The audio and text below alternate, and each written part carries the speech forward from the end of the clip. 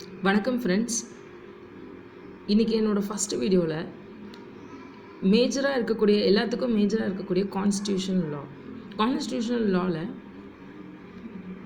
நார்மலாக எல்லாத்துக்கும் தெரியும். அது ரொம்ப ரொம்ப இம்பார்ட்டன்ட். ஏன்னா கான்ஸ்டியூஷனை வச்சு தான் மற்ற எல்லா லாஸும் நமக்கு வரவே செய்யுது.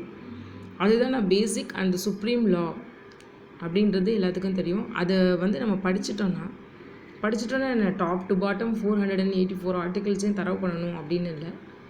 பட் நம்ம ஓரளவு கான்ஸ்டியூஷனை பற்றி நம்ம நல்லா தெரிஞ்சு வச்சுக்கிட்டோம் அப்படின்னா நமக்கு மற்ற எல்லா லாஸும் ரொம்ப ரொம்ப ஈஸியாகிடும். அதை நம்ம படிக்கும்போது மற்றதெல்லாம் ரொம்ப ரொம்ப சின்ன லாவாக நமக்கு தெரிய ஆரம்பிச்சிடும். பை எக்ஸ்பீரியன்ஸில் சொல்கிறேன். அதை நம்ம தெரிஞ்சுக்கிட்டோம், அதை நம்மளால் படிக்க முடியும் கான்ஸ்டியூஷனை அப்படின்னாலே மற்ற எல்லா லாஸும் ரொம்ப ஃபாஸ்ட்டாக நமக்கு கிராஸ்ப் பண்ண முடியும். இப்போது ஒன்றுமே இல்லை, ரொம்ப ஷார்ட்டாக சொல்கிறேன். கான்ஸ்டியூஷனில் இப்போது லா காலேஜ் ஸ்டூடெண்ட்ஸ்க்கும் சரி யாருக்கும் சரி ஒரு ரொம்ப யூஸ்ஃபுல்லான இது என்னென்னு பார்த்தோன்னா, ஃபஸ்ட்டு கான்ஸ்டியூஷனில் பார்ட் 3 அண்ட் பார்ட் 4 ரொம்ப ரொம்ப இம்பார்ட்டன்ட், எல்லாத்துக்கும் தெரியும். அந்த பார்ட் 3 அண்ட் பார்ட் 4ன்றது ஃபண்டமெண்டல் ரைட்ஸ், அதாவது அடிப்படை உரிமைகள் அப்படின்னு நம்ம சொல்லக்கூடிய ஃபண்டமெண்டல் ரைட்ஸ். அது பார்ட் 3. பார்ட் 4ல் directive principles of state policy, அதாவது ஒரு ஸ்டேட்டோடைய கொள்கைகள் எதெல்லாம் ஒரு ஸ்டேட் ஃபாலோ பண்ணணும் அப்படின்றதையும் அதில் சொல்லியிருப்பாங்க.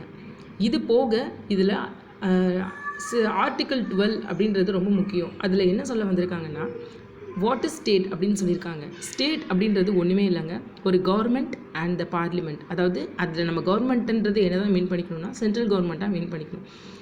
அகைன் இன்னொன்று government and the legislature of the ஸ்டேட்டோட லெகிஸ்லேச்சரும் அதாவது ஸ்டேட் கவர்மெண்ட்டும் தான் அதில் சொல்லியிருக்காங்க.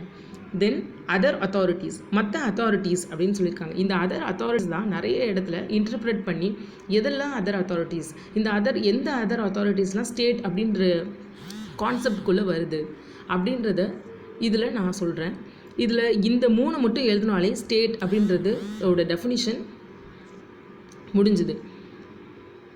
இதுக்கு நிறைய கேஸ் லாஸ் இருக்குது. இந்த 4-5 கேஸ் லாஸை நீங்கள் கோட் பண்ணிங்கன்னா, இது பிக் கொஸ்டின்ஸ்க்கும் சரி இந்த லேண்ட்மார்க் கேசஸை நீங்கள் தெரிஞ்சு வச்சுக்கிட்டிங்கன்னா உங்களுக்கு எப்போவுமே யூஸ்ஃபுல்லாக இருக்கும்.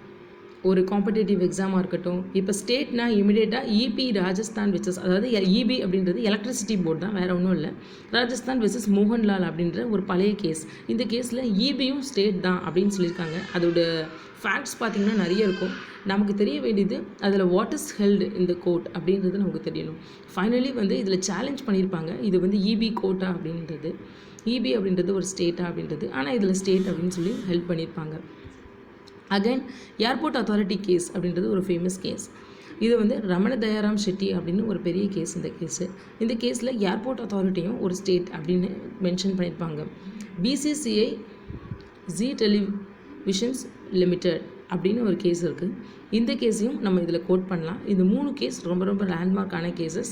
அது போக மற்ற கேசஸையும் நம்ம கொஞ்சம் கோ த்ரூ பண்ணிக்கிட்டோன்னா